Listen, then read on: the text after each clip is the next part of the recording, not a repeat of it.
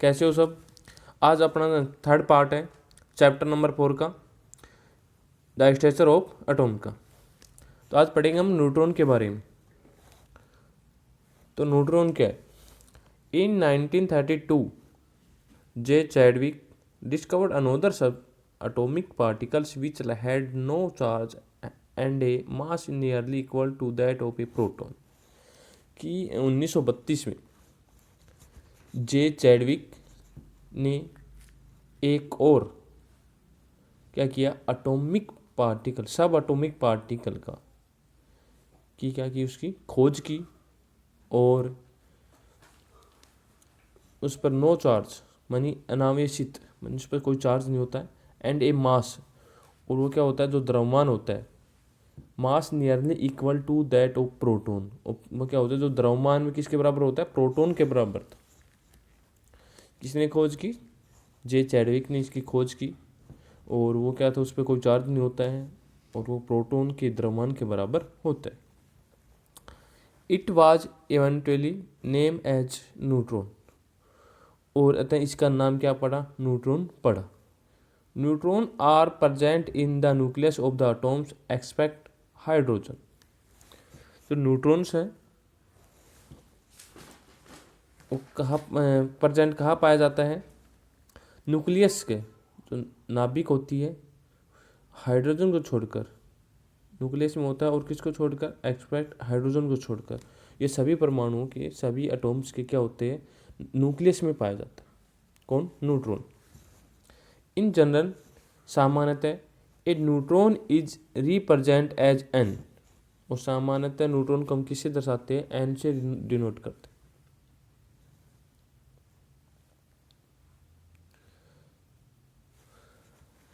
The mass of an atom is therefore given by the sum of the masses of proton and neutron present in the nucleus.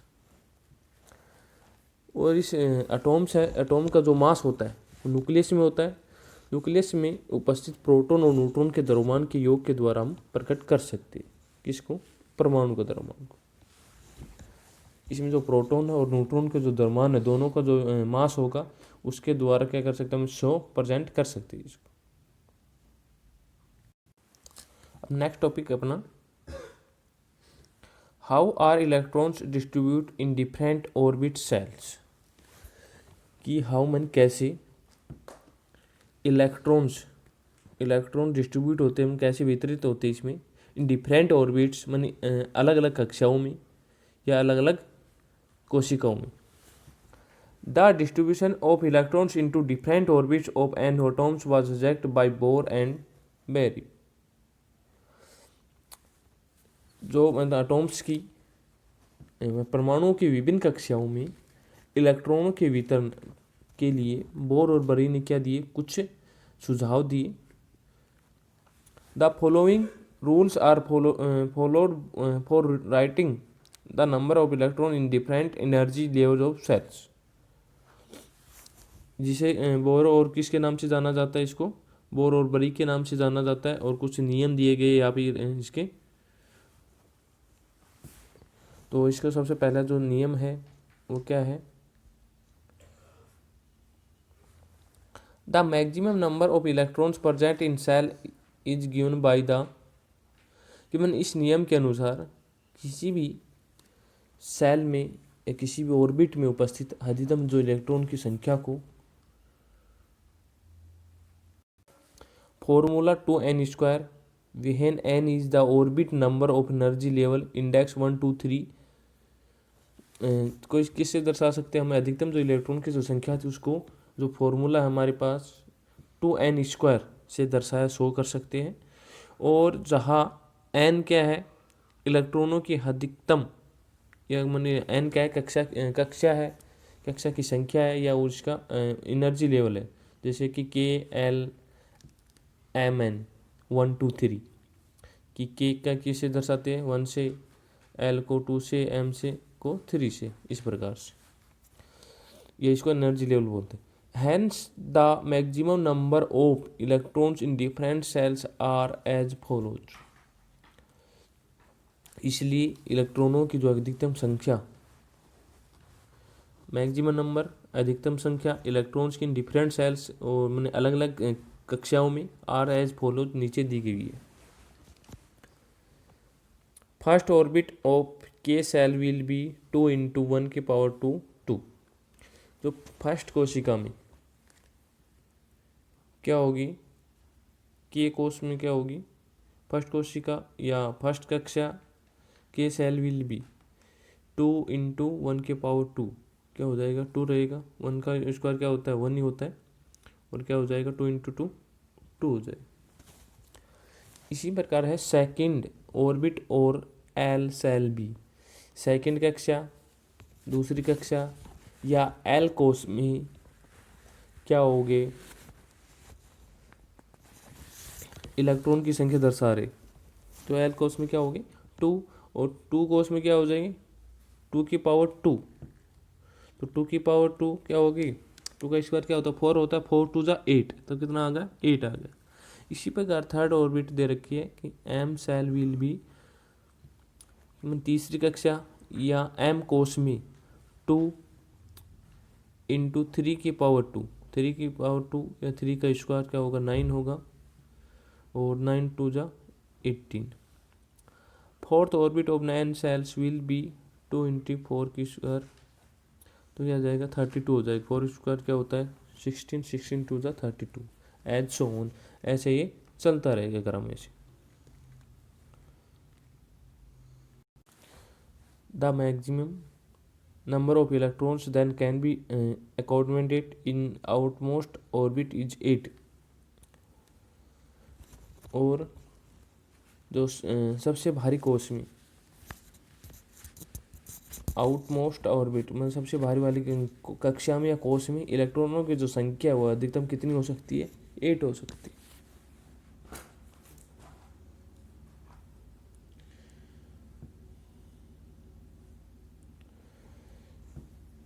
Electrons are not accommodated in given cell unless the inner cells are filled, that is the cells are filled in a stepwise manner।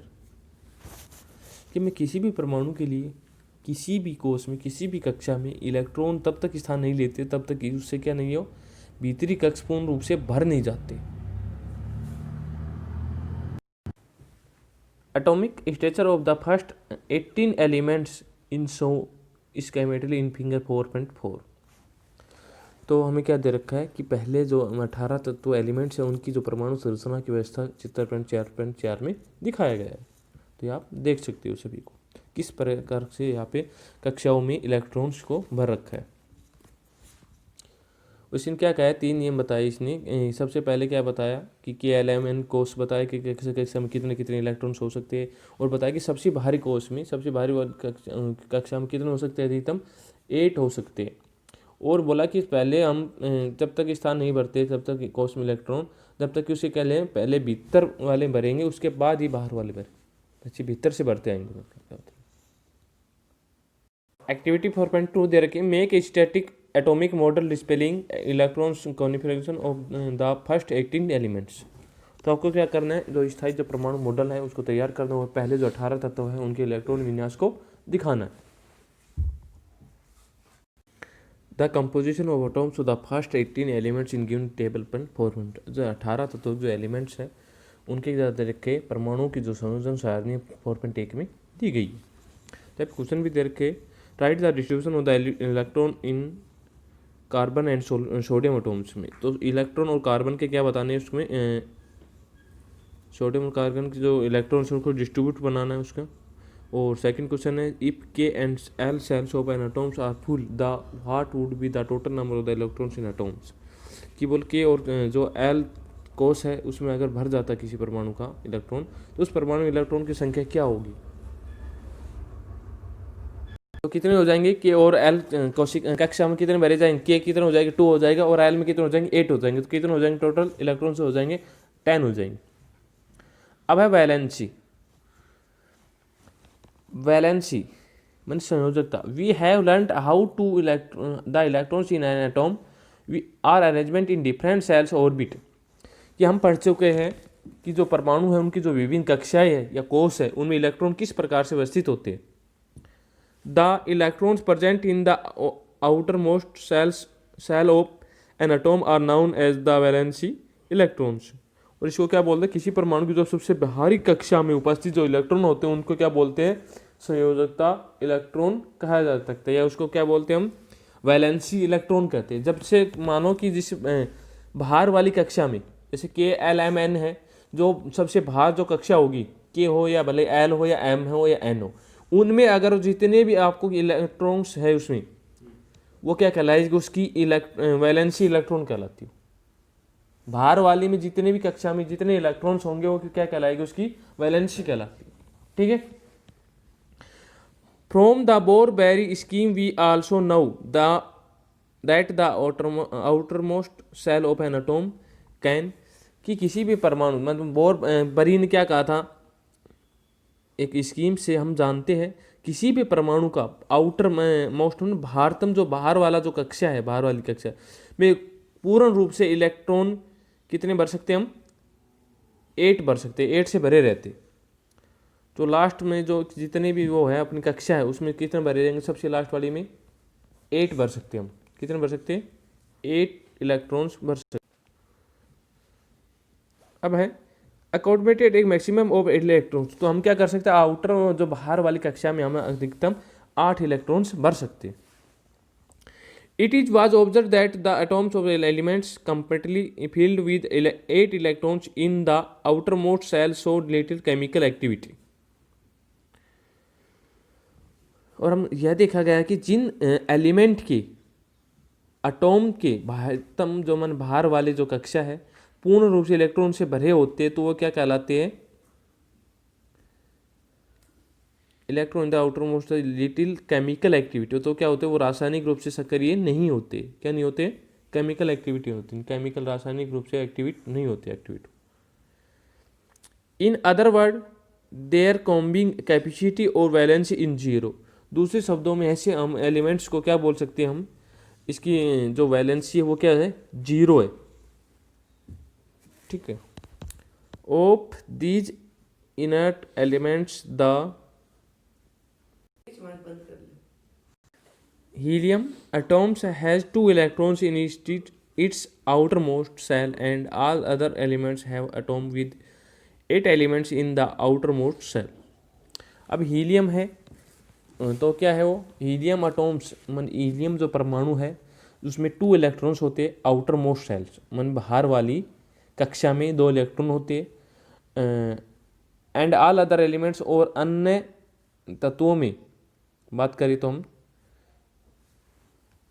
Have atoms जो परमाणु होते हैं with 8 electrons in outer shells. और क्या होता है, बाहर वाली जो कक्षा में कितने होते हैं, 8 होते हैं.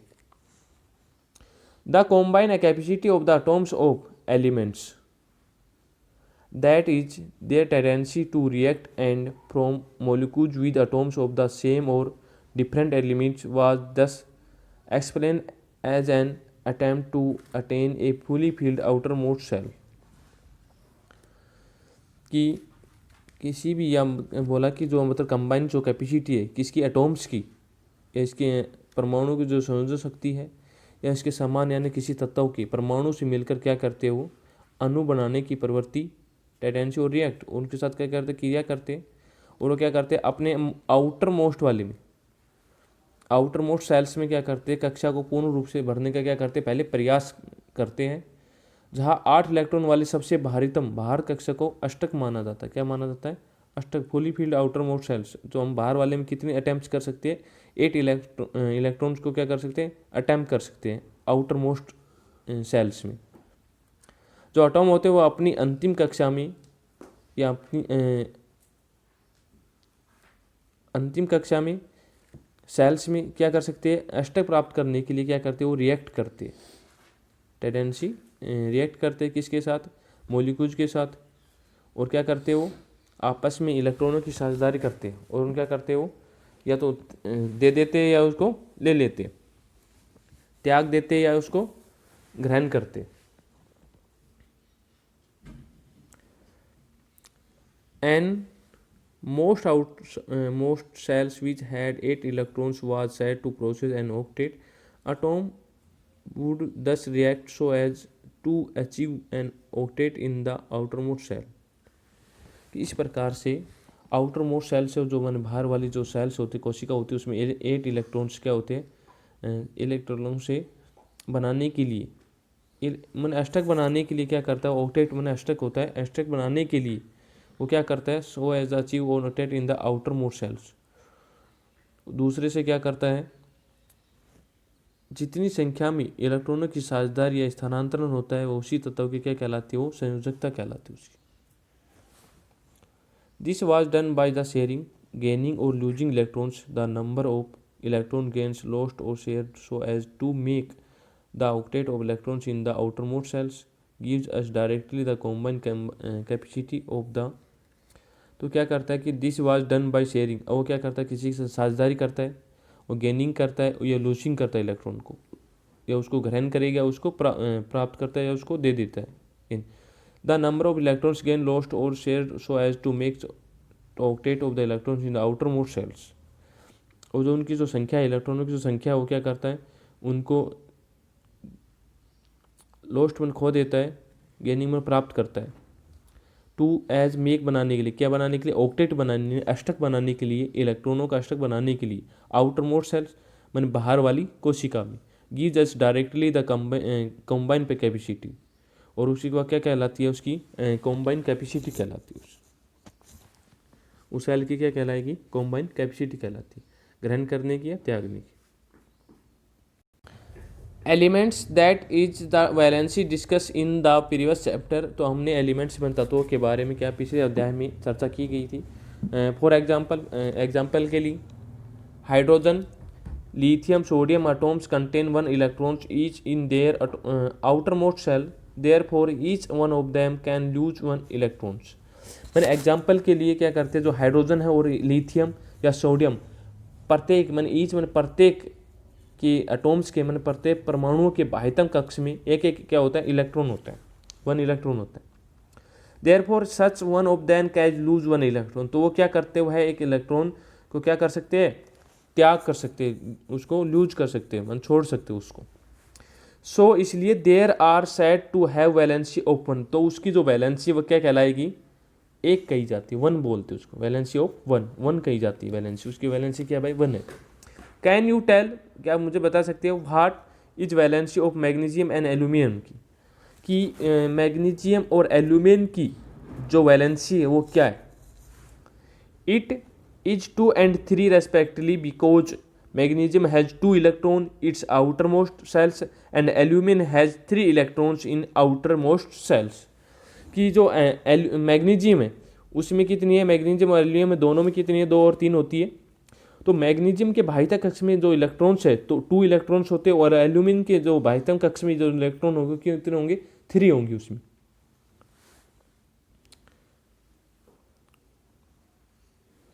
If the number of electrons is in the outer most shells of an atom is close to its full capacity then valency is determined in a different way. कि यदि किसी परमाणु के बाह्यतम कक्ष में इलेक्ट्रॉन की संख्या उसकी क्षमता के अनुसार, उसकी कैपेसिटी के अनुसार क्या करे, वो लगभग पूरी है, तो क्या करते हो, तो अन्य valency, that valency is determined in a different वे। तो वो दूसरी प्रकार से क्या कर सकते थे, वैलेंसी को प्राप्त कर सकते हैं। फॉर एग्जाम्पल के लिए the fluorine atom has 7 electron in the outer most shell and it valency could be 7। अब जो एग्जाम्पल के लिए दे रखे, जो फ्लोरीन है वो क्या है, परमाणु के बाह्यतम कक्ष में कितने हैं, आउटर मोस्ट में 7 इलेक्ट्रॉन है। बाह्यतम कक्ष में कितने इलेक्ट्रॉन है, 7 इलेक्ट्रॉन है। तो उनकी जो क्या कहलाएगी, जो वैलेंसी कहलाएगी वो कितने, 7 है। But it is easier for, किंतु आसानी से क्या होगा, fluorine to gain 1 electron instead of losing. तो उसमें बाह्यतम कक्ष में कितनी है, फ्लोरीन के 7 इलेक्ट्रॉन है, और उसकी क्या वैलेंसी कितनी होती है, 7 ही होती है।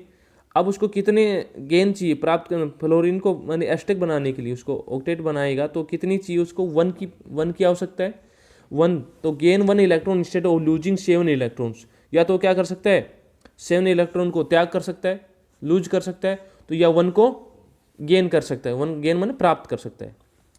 Hence it valency is determined by subtracting 7 electrons from the octet and these gives you a valency of 1,4 fluorine. तो क्या होता है कि क्या कर सकता है, एक इलेक्ट्रॉन को प्राप्त करना क्या है, अधिक आसान है, लेकिन अष्टक बनाने में क्या हो सकता है, 7 इलेक्ट्रॉन्स को क्या करेगा, वो त्याग करेगा, लेकिन A1 को प्राप्त कर सकता है, वो अधिक आसानी है 7 को त्याग करने में। इस प्रकार से क्या जो वैलेंसी है फ्लोरीन की क्या कहलाएगी, 1 कहलाती है। क्या कहलाएगी, फ्लोरीन की जो वैलेंसी क्या कहलाएगी, 1,4 फ्लोरीन। फ्लोरीन की जो वैलेंसी कहलाती है इस प्रकार से 1 कहलाती है। Valency can be calculate in similar manner for oxygen. इसी प्रकार जो ऑक्सीजन की जो वैलेंसी है उसकी भी हम कैलकुलेट कर सकते हैं उसको।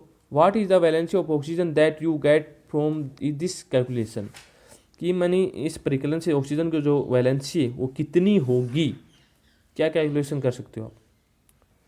Therefore an atoms of each elements has a defined combination capacity called it valency. इस प्रकार से प्रत्येक एटॉम की, प्रत्येक परमाणु की जो एलिमेंट्स उनके तत्व है उनकी क्या होती है, एक निश्चित, एक डिफाइंड, एक निश्चित कॉम्बिनेशन कैपेसिटी होती है उनकी।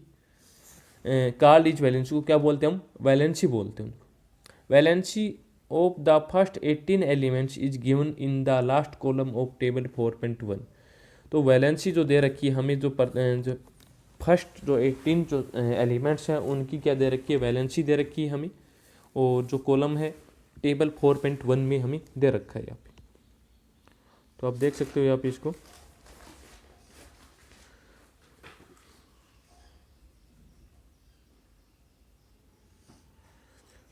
Composition of atoms of the first 18 elements with electron distribute in various cells में। तो प्रत्येक कोशिका दे रखे कि प्रत्येक कोशिका में कितनी कितनी होंगे। जब सबसे पहले दे रखा है कि हाइड्रोजन दे रखा है,